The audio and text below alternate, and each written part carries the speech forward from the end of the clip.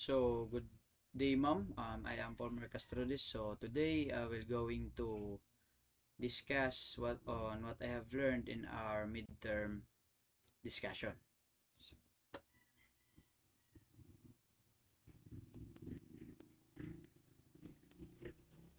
So, first, judicial notice. So, judicial notice, it is based on the maxim what is known need not be proved.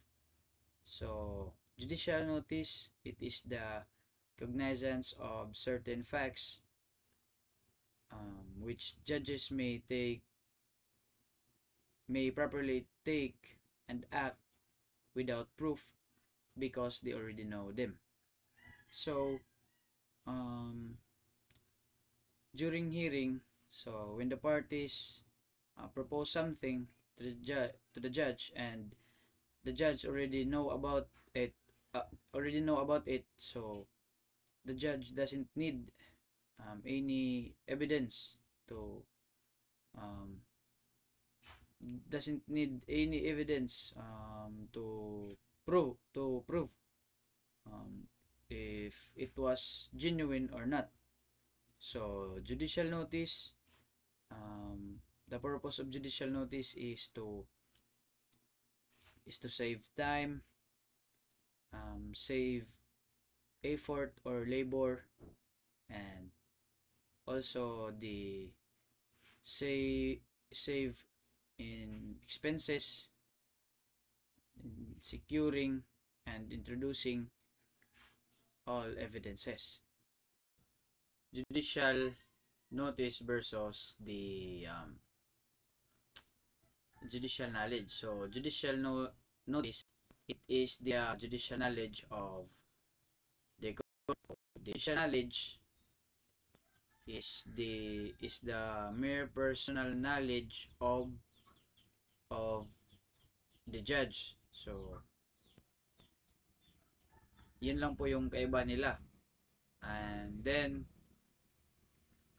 next is admission. So when we say admission, it is the acknowledgement of a fact or circumstance without accepting the guilt. So for example, um,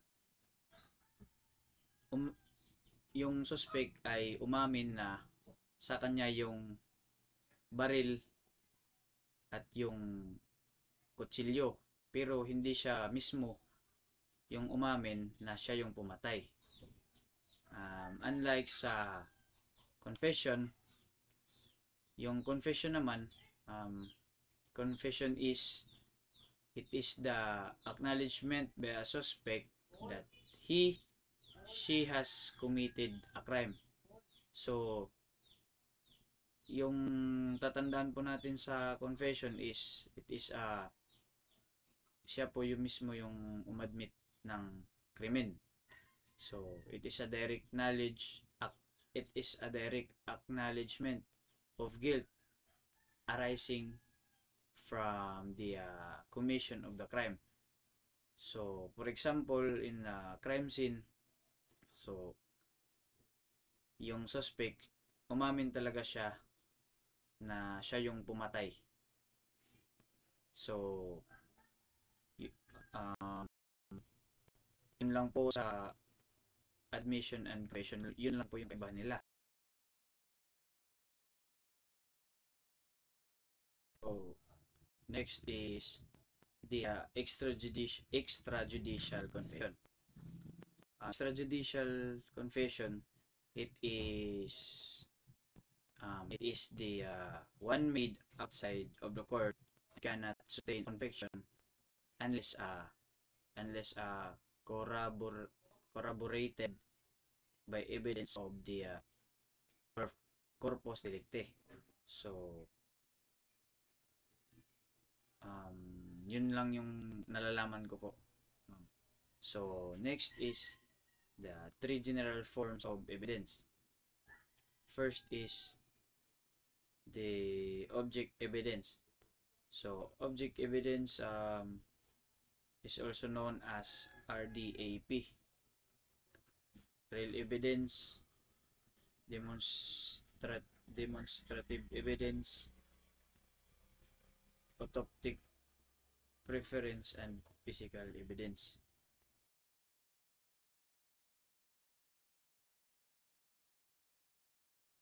So there are also requisites in the admissibility of object evidence.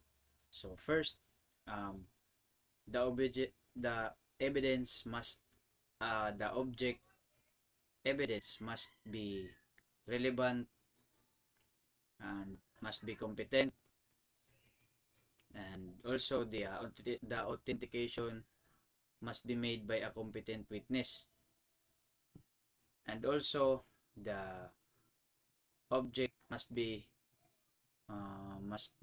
formally offered in evidence.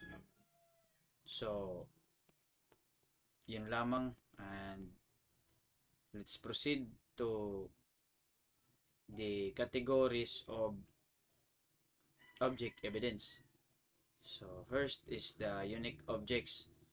So unique objects, it is objects that have readily identifiable marks. For example, the revolver. So revolver is have a serial number. So that's why the revolver is unique. Then objects made unique. For example, you have a knife, then ginawan mo ng permo or nilagyan mo to make it unique na object. So and then the third one is non-unique objects. So yung mga non-unique objects, ito po yung mga hindi po pwedeng hindi ma-identify ang marks o hindi po ma-identify yung kanilang marks, and hindi din po malalagyan ng marks, like oils, like mga drops ng blood. So I think basta parang ganyan yung hindi siya mga identifiable na hindi din pwede malalagyan ng marks. So then let's proceed to the type of witness. So first, the witness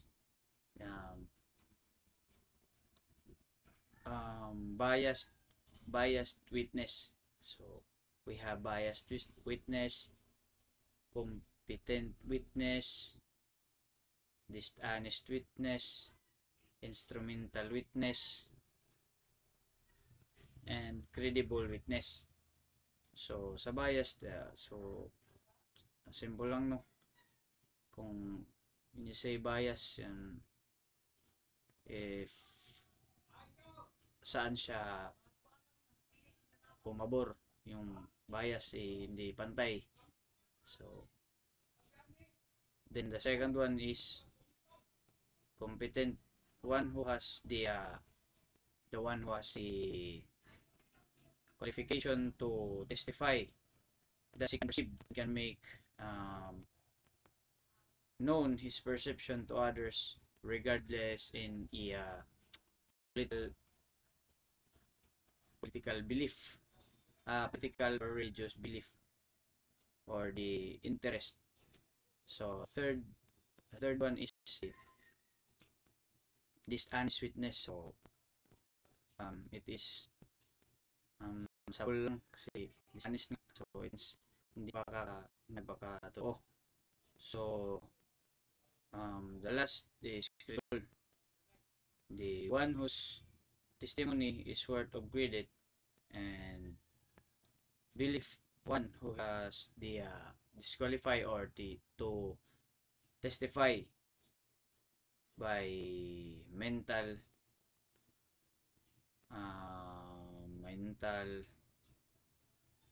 incapacity. Mental incapacity. So that's all. So yun lang yung mga nalalaman ko sa midterm discussion